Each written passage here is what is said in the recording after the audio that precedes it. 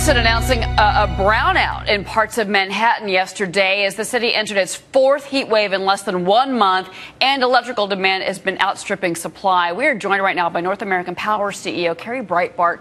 So I want to start with this, what we're seeing right now with the power grid, not just in Manhattan, but in other parts of the East Coast as well. What can we do to stop this from happening every year when we face extreme temperatures?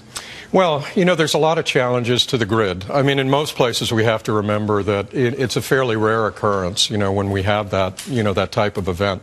A lot of times, and this was what happened in Texas, it has to do with sustained temperatures without a lot of rain because the units don't get to cool off in the evening, and there's a lot of pressure on the actual, you know, wires. But there's also generation issues. You know, there's issues of not having enough generation in some areas to handle peak demand. But not in most areas. In most areas, this is, you know, this is an uncommon occurrence. Unfortunately, though, in populous areas, I mean, this is New York City, where we've had, you know, blackouts in the past in our city's history. Let me ask you about this as well. We're seeing a real, you know, dynamic shift between natural gas and coal.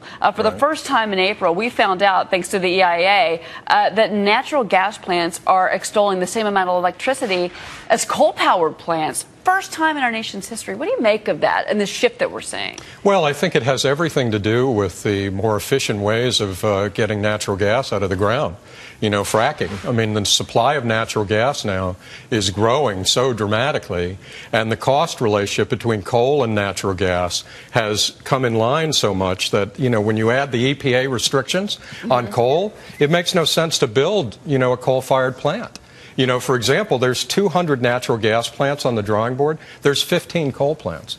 You know, and this is going to continue. But the EPA, I mean, but there are challenges, obviously, to the EPA, and we're waiting on another ruling as well. I mean, the emissions that these coal plants are throwing out into the atmosphere, the EPA is on that, so that's another issue. Let me ask you this, though. You know, overall, because you've gotten kind of the renewable side with your business, how are you finding that you can actually save customers money without stressing the grid?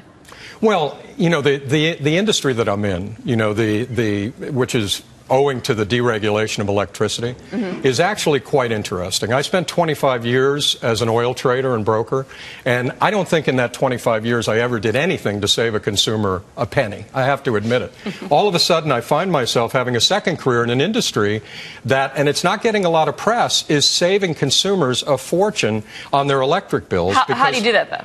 Because we compete with the utilities, and we compete very effectively on the supply side, and the cost of natural gas has been going down. Natural gas is the peak fuel to produce electricity. So in the deregulated states, and there are 20 of them, there are 55 million consumers, 12 million have switched, and they're saving money. They're saving significant money. Now, Forbes did call you one of the most promising companies out there, and you have been hiring and creating jobs, absolutely. Where do you think we're going to be in 20 years? Do you think it's going to be nuclear? Think it's going to be nat gas? I mean, kind of give me your crystal ball approach. Oh, I don't know how good my crystal ball is, but nuclear, boy, it's hard to think it will be nuclear, isn't it? You know, I mean, it takes 20 years to even get permits for a plant. You know, I think that we're going to see tremendous changes in technology, you know, more efficient production of electricity. I don't think this natural gas phenomenon, you know, the abundance of natural gas, the easier way, the greater ability to get out of the ground, none of that's going anywhere anytime soon. Carrie Breitbart, the CEO of North American Power. Interesting take from you. Thanks for coming on. You're welcome, Cheryl.